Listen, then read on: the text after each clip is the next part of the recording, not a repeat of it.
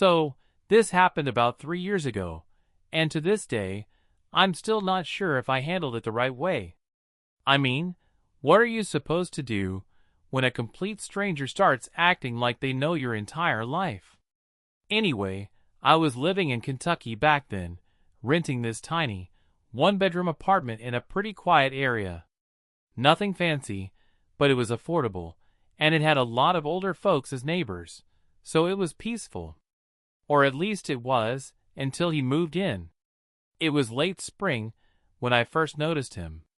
I didn't even know someone had moved into the unit across the hall until I heard this weird sound one night, kind of like someone dragging furniture across the floor, but slower, heavier.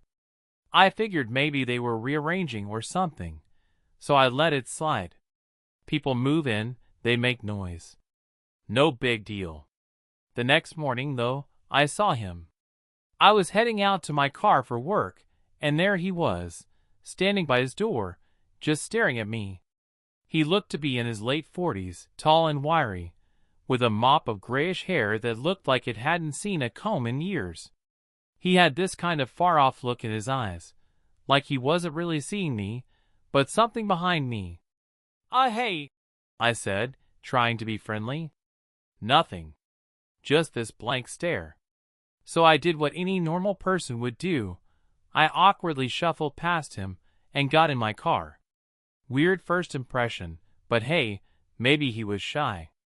The next few days were uneventful. I didn't see much of him, and I figured he was just one of those quiet types who kept to themselves.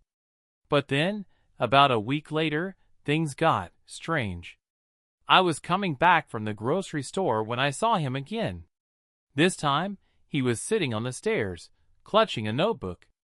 As soon as he saw me, he stood up and said, "You always park in the same spot." I stopped in my tracks. It wasn't a question. It wasn't even really a statement. It was just weird. Yeah," I said, holding up my bags like they were some kind of shield. "Guess I like that spot." He nodded, but it wasn't a normal nod. It was slow and deliberate, like he was filing the information away in his head. Then, without another word, he turned and went inside his apartment.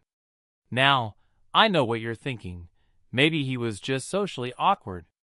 And that's exactly what I told myself.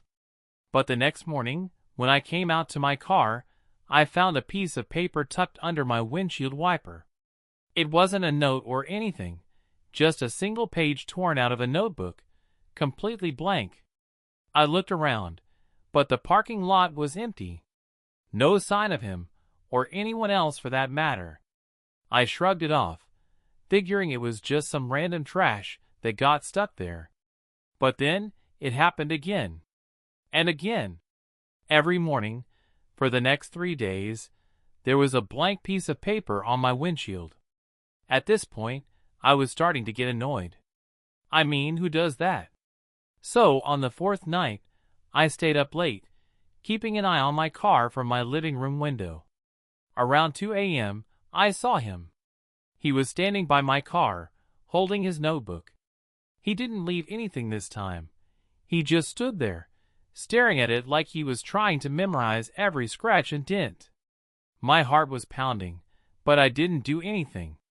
I didn't confront him. I just sat there, frozen, until he finally walked away and went back inside his apartment. That's when I knew this wasn't just some harmless, socially awkward neighbor. Something was off about him.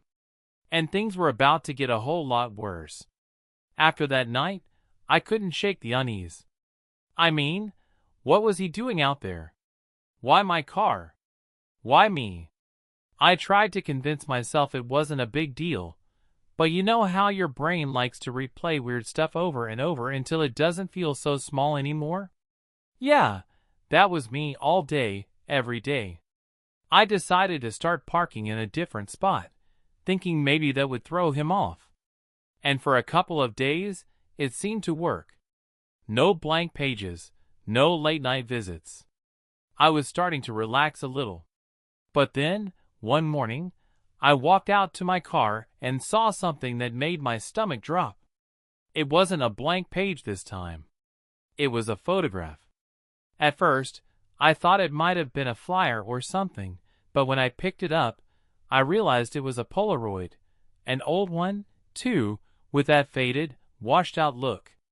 The photo was of my car. Same spot I'd been parking in the past 2 days. It had been taken at night, and there was something about the angle that made it feel wrong. Like whoever took it was hiding, crouching down low to get the shot. I glanced up at the windows of the building, half expecting to see him watching me, but there was no one there. Still, I could feel that prickly sensation on the back of my neck, like I was being watched. I kept the photo and went to work, but I couldn't concentrate. Every time I looked at that picture, I felt this mix of anger and dread. I didn't know what his deal was, but I wasn't about to just ignore it anymore. That night, I went straight to the building manager. His name was Phil, an older guy with a permanent scowl and a knack for acting like every tenant's problem was somehow their fault. I told him about the notes, the late-night lurking, and the photo. Phil just shrugged. "You sure it's him?" he asked, like there was any doubt. "Well, yeah. Who else would it be?" "I don't know," he said, leaning back in his chair. "But unless you've got proof he's doing something illegal, there's not much I can do. People are allowed to be weird." That was it. That was his whole response. I left his office more frustrated than when I walked in. Over the next few days, things escalated. It wasn't just the notes or the photos anymore. I started noticing little things in my apartment, things that felt off. My toothbrush would be damp even though I hadn't used it yet. A mug I left on the counter would be in the sink when I got home. One time, I found my TV remote on the couch when I knew I had left it on the coffee table. I started second-guessing myself. Was I just being paranoid? Was I misplacing things without realizing it? And then, one night, I got my answer. I was lying in bed, trying to fall asleep, when I heard it, a faint creaking sound, like someone was walking around in my apartment. My first thought was that it was coming from the unit upstairs, but then I remembered. I didn't have an upstairs neighbor. My heart was racing as I grabbed my phone and crept out of bed. The noise was coming from the living room. I could see a sliver of light under the door, flickering like a TV was on. But I hadn't left the TV on. I dialed 911 and whispered to the operator that someone was in my apartment. She told me to stay on the line and find a safe place to hide until the police arrived. I locked myself in the bathroom, clutching the phone so tightly my knuckles turned white. I could hear the creaking getting louder, closer. And then it stopped, right outside the bathroom door. There was a moment of silence, and then I heard his voice. "You always lock this door," he said. My blood ran cold.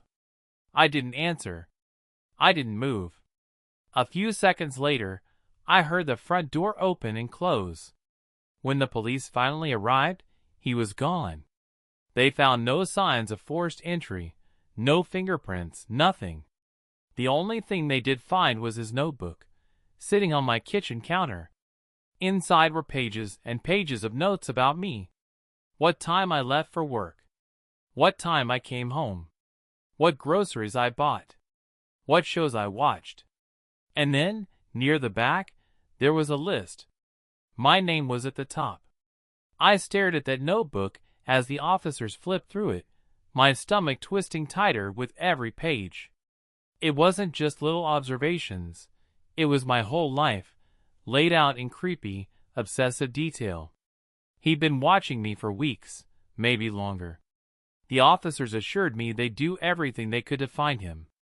They took the notebook as evidence, dusted for prints, again, nothing, and promised to have someone patrol the area. But when they left, I was alone. And it didn't feel like enough. I didn't sleep that night. Every sound made me jump. Every shadow on the wall looked like him. By morning, I knew I couldn't stay there. I packed a bag and went to a friend's house, someone who lived a couple of towns over. She was horrified when I told her everything, and she insisted I stay as long as I needed. For the first time in days, I felt a little bit of relief. But it didn't last. 2 nights later, I got a text from an unknown number. It was a picture of me, sitting on my friend's couch. I dropped my phone like it had burned me. He'd followed me. How? I hadn't told anyone where I was going, not even the police. My friend called 911 immediately, and when the officers arrived, I showed them the message. Their response? "We'll add this to the report." That's it. No advice, no reassurances. Just another useless promise that they'd look into it. The next morning, I called in sick to work and started looking for a new place. I didn't care about breaking my lease or losing my deposit. I just wanted out. I found a rental in another state, packed up what little I had, and left without telling anyone but my closest family. For a while, things were quiet.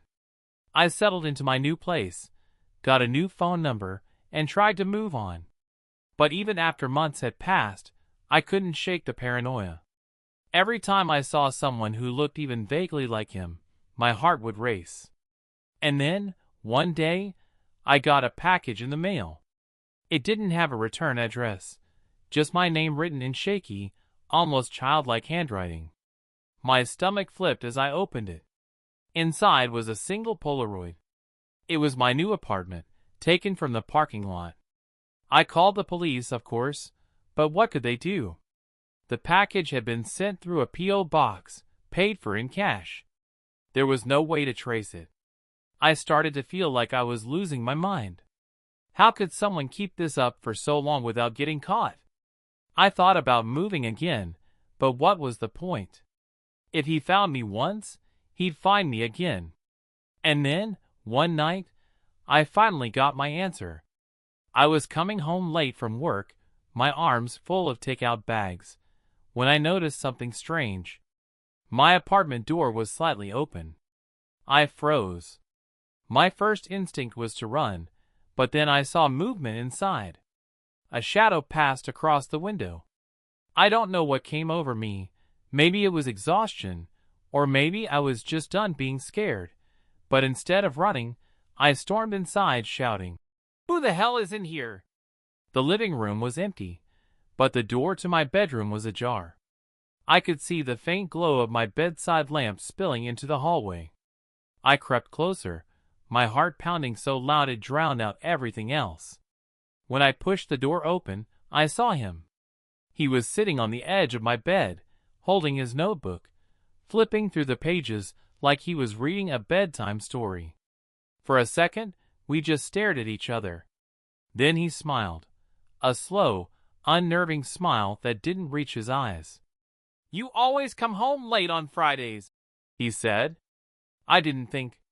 I just grabbed the nearest thing I could find, a lamp, and swung it as hard as I could. It caught him on the side of the head, and he fell backward, dazed. I didn't wait to see if he'd get up. I ran out the door, screaming for help.